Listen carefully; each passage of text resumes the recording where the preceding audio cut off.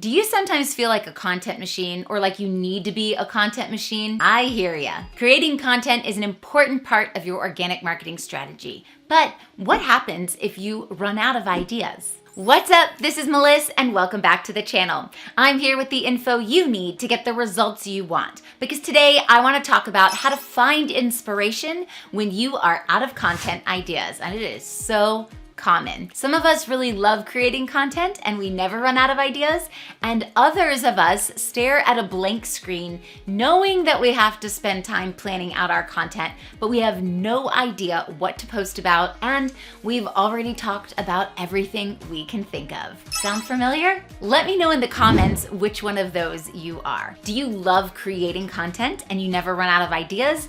Or are you the type to stress out about what to post next and you could use some real inspiration? The truth is, no matter which one you are, we can all use some inspiration. But first, if you're new here, I'm Meliss.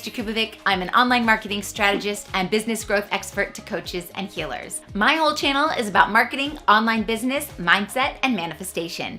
Hit that subscribe button and join the family so you can grow a profitable online business. Now, let's get into it. I love creating content because there are so many ways that you can put a message out there. For example, there are visual posts with images or memes or even quotes. You could do a story, you could post testimonials, you can even have audio content like podcasts. And if you've never listened to my podcast, I highly recommend you do at marketingtipswithmeliss.com. You can do long form posts like a long social media post. Sometimes those are called coachy posts if you're educating or teaching on something. There's also short form written content as well. Then we have the long form video like going live or YouTube videos, and short form video like Reels, Shorts, or TikToks. And there are so many different angles that you can approach the same message from. So the possibilities really are endless. But that means that you can find inspiration somewhere that sparks part of your creative process, and then you can interpret it and create content that is unique to you because it has your values, your voice, and your vibe. And you've put your own spin on it. So if you are searching for the next thing to post, these next 15 tips will be incredibly helpful and will hopefully spark some creative flow. And when you stay until the end, I have a few bonus tips as well. We're gonna zip through these really fast. So number one is scrolling in Facebook groups. There are questions that you will see that are popping up inside of Facebook groups. That's a great way to get inspiration. Also, things you don't agree with and things you do agree with that you see popping up in these groups, and you can write about them, about why you do agree with them or why you don't. Sometimes people call this polarizing content, but it really works and usually goes viral. Inside of these Facebook groups, you can usually find posts about what's new or what's trending in your industry and use that as some inspiration. The next one is your Instagram feed.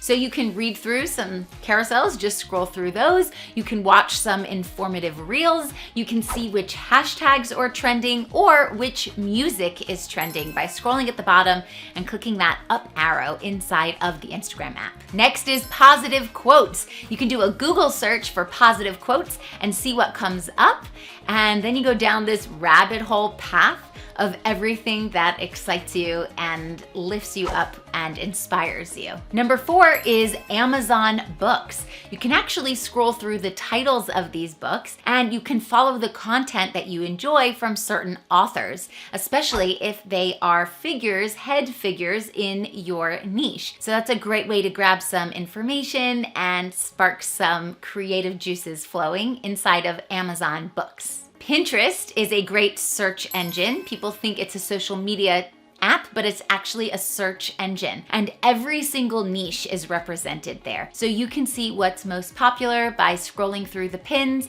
and you can even make categories of pins so it's easy to come back to later.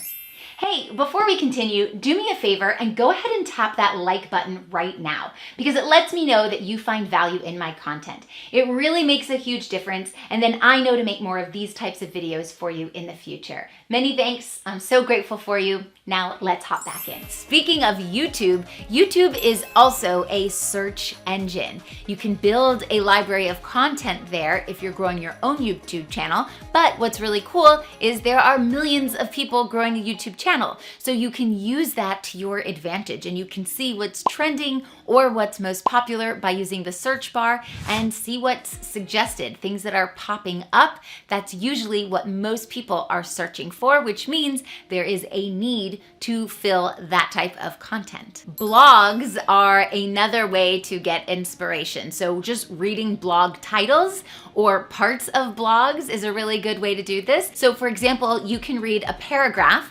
inside someone else's blog that has to do with your industry, and that can spark an entire content piece just on that from you. So they might have written 2,000 words in their blog, but one paragraph really sticks out, and you can take that paragraph, think about your spin on it, and write an entire piece of content just on that. Number 8 is the content vault.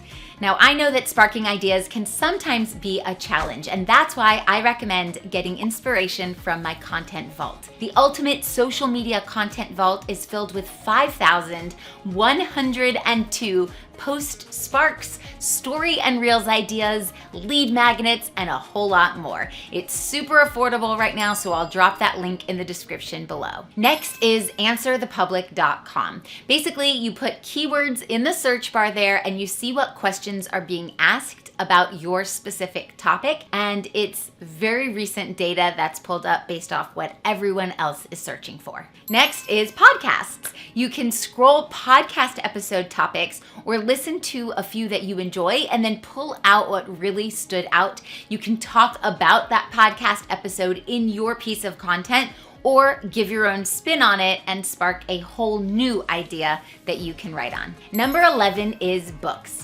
Let's say there's some conversations that you'd like to have about a certain part of a book that you've read. That's a great content piece. Or maybe there are some ideas that you've gotten from the books that you found interesting or informative. Maybe you would host a book club. What would you come up with to cover in that book club? Because all of those ideas can be content pieces for you. Next are websites. You can scroll through content on different people's websites that are related to your industry, and then you can speak on some of those ideas that they're talking about. Similarly, we have TED Talks. Now, these are a great way to gain perspective and see how you can take any topic and pick a unique angle to focus on, or maybe you watch somebody's TED Talk and then you can talk about what really stood out for you. Quora is a really good one. So people ask questions on there all the time. So you would just type in the keyword into the search bar and then see what people are talking about, what people are asking about, the answers that are coming up. Number 15 is to repurpose your old content into a new form of content. You aren't a content machine, and that's okay. And just like you can gain inspiration from other content, you can gain inspiration from your own past content as well. So repurposing what you wrote about a few months ago, changing it up a little bit, or giving a different perspective on that. Or you can switch up the format that you'll deliver it. So maybe you wrote a long blog and now you want to make a video about the same exact topic. Very easy to just repurpose that. Were you interviewed on a podcast? You can transcribe it and post a question with your answer as one piece of content there. You've just got to be creative.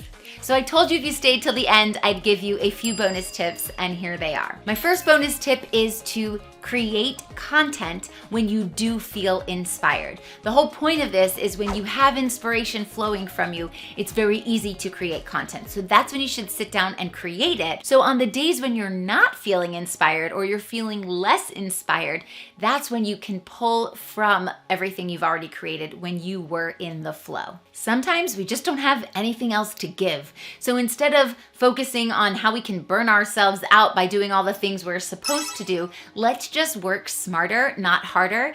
And when we have the flow and the inspiration coming through, that's when we capitalize on that. We make the most of it so that when we're not feeling it, we already have everything we need to stay consistent. Now, all of these places are great ways to gain inspiration and are great for when you're ready to create content. But there is a way to combat writer's block when it comes up, and it will come up, and this is gonna save you a lot of time, and this is my second bonus tip. And that is by batching. Now, this way you have a library of posts to choose from that you can post even on your most uninspired days that you create during your peak creative flow. And if you want to learn all about batching and my process for that, go ahead and click this next video about content batching, or you can watch my playlist here on content marketing, so you'll be able to make content that converts in no time. Go check it out.